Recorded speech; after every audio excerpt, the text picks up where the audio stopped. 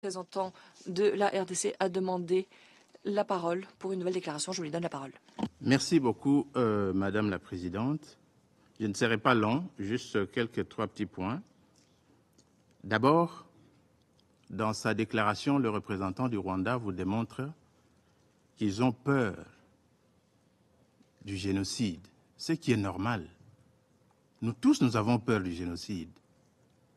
Mais ce génocide s'est perpétré au Rwanda, entre les Rwandais. Je vous rappelle qu'en Rwanda, il n'y a que 2 tribus, si ce n'est pas 3.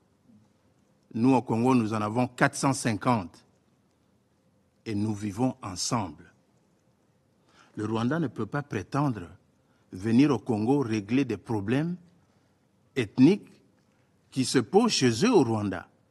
Les Tutsis s'opposent aux Hutus au Rwanda, alors que les Tutsis sont minoritaires, parce que le pouvoir au Rwanda est tenu par des Tutsis. Ils veulent dominer sur les Hutus. Vous ne ferez jamais cela au Congo.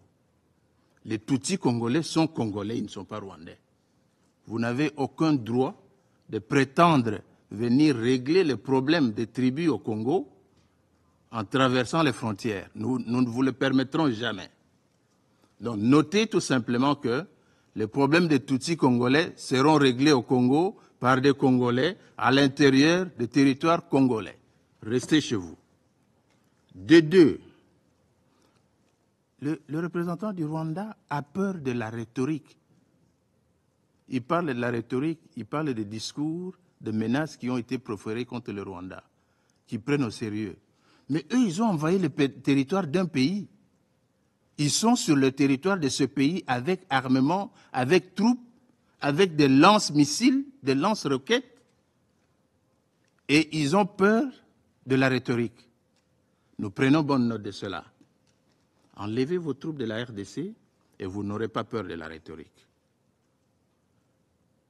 Alors, je pense que, en ce qui concerne le blocage du processus de Luanda, tout le monde se conseille notamment est témoin que le Rwanda, qui dans sa folie de grandeur, a continué à armer les M23 pour bloquer le processus de Luanda, dans lequel nous étions tous engagés. Ce processus a des étapes. D'abord, la cessation des hostilités, le cantonnement de M23, le retrait des troupes rwandaises du territoire congolais, et ainsi de suite. Mais ils n'ont obéi à rien. La vérité, tout le monde le sait, c'est un secret de polichinelle. Les Rwandais sont au Congo pour piller les richesses, les minéraux stratégiques qui gisent dans le sous-sol de la République démocratique du Congo. Rien de plus, nous le savons.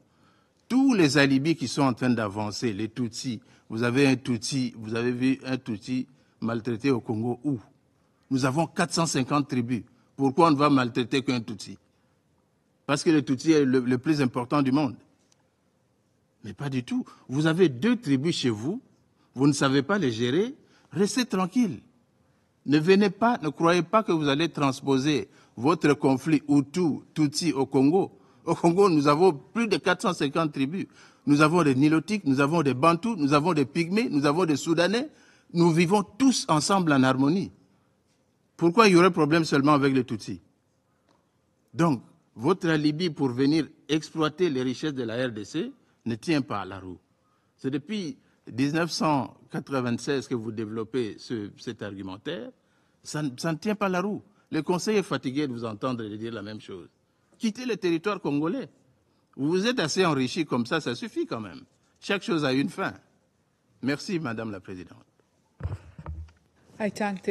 Je remercie le représentant de la République démocratique du Congo de sa déclaration. Je n'ai plus d'autres noms d'intervenants sur ma liste. La séance est levée.